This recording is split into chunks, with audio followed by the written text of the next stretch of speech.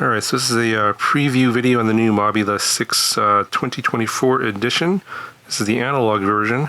There is a HD0 version they're calling the Mobula6 Eco.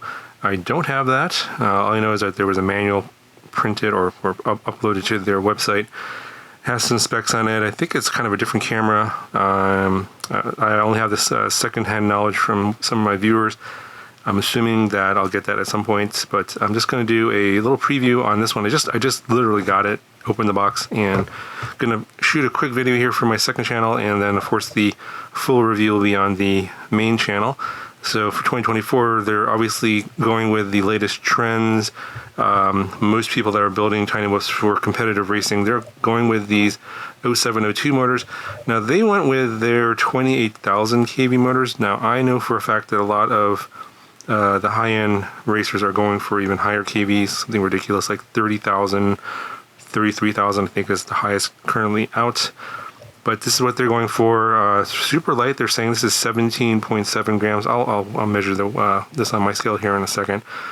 It's got this sort of this is plastic, but there's a style of canopy like this that's printable in TPU. It's obviously designed specifically for this camera. It's like a camera made from FXT. It's called the FX17. Never heard of it, seen it before. It looks pretty big. Kind of on the heavier side, it looks like, with a kind of a bigger lens. A little bit of protection there for the lens there on top. And as you can see, it's designed specifically for this camera because there's a screw mount point right there, and also on the other side right there. And we have a all-new 5-in-1 board. I'm not sure if it's going to come out on the camera or not, but I think it's printed right there. It's called the Super X ELRS. So it's the analog version with the Betaflight OSD chip on it, and has a open VTX on there, 25 to 400 milliwatts, controllable via Express LRS via the Lewis script, so you can change your channels and band on your transmitter on this one. Also of course on smart audio. But yeah, it's 5-in-1, so it's got the 4-in-1 ESC, flight controller, the ESC, the VTX, and the receiver all in one board. And the receiver is a serial Express LRS receiver, not the SPI type. And you can see it's super tiny and light. That's why this thing's so light. The motors are directly soldered on. They got rid of the motor wire, or the motor plugs, thankfully. Still using the metal screws, not the nylon screws. We have an GMB A20 connector, which is compatible with BT 2.0 batteries as well. Micro USB here still on the bottom, and standard battery tray front to back. New frame here. This is an all new frame. Pretty kind of flimsy actually. I haven't flown this yet, so I'll have to see how this is tuned. But obviously, to get the weight way down, they've really cut a lot of plastic out of here. But I kind of like the design.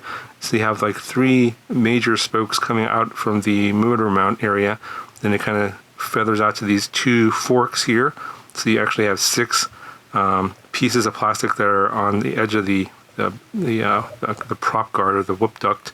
So it's basically just a prop guard. But yeah, it has a lot of give. So in a crash, you might be breaking some propellers if it's really hard. Let's see.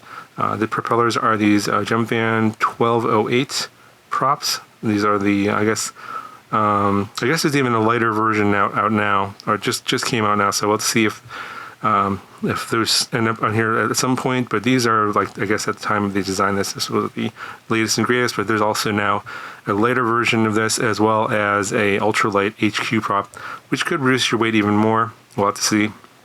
I might do some additional videos on that later. But yeah, you know, got your receiver, video transmitter, camera, whole thing here. It looks really nice. Feels super light.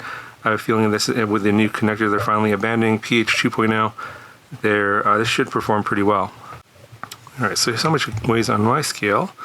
17.7, right on the nose, exactly what they are advertising. So I'm not sure if mine is pre-production or production. I know that in the manual there's supposed to be a spare canopy, but my box did not have the spare canopy.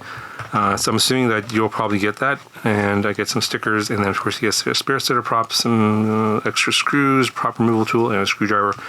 Standard stuff, but that's everything I got in here. I'll have a full review, of course, after I fly this around and crash it and see how it holds up. we'll have to see how this frame holds up through some crashes. And that'll be on the main channel. I don't know when. There's no link to buy this yet, but as soon as I have a link, I'll put that down in this video description, and then of course the review will come out soon after that on the main channel. So actually I have no idea when that'll be, because they shipped this off to me before they went on their Chinese New Year holiday, and I've been sending them messages, but they're not responding because they're on vacation. So I have no information regarding when the release date is. So you'll just have to be tuned to the channel, be subscribed, turn your notifications on, either on this channel or the main, and then you'll see the full review of this pretty soon. But this is, I think, pretty close to what most people are flying in competitive races these days in terms of weight and components. If you agree or disagree, let me know down in the comments. Maybe they're even behind the latest and greatest trends in whoop racing, but this is pretty close, and this is kind of where things have evolved. But I do like the fact that they all new flight controller there, 5-in-1, all in one single board. Hopefully it'll hold up. We'll see. And then, of course, there's an HD0 version. I hope I'll gain that soon. Got any questions about that as well, let me know in the comments below. That'll do it for this video. I'll talk to you guys in the next one.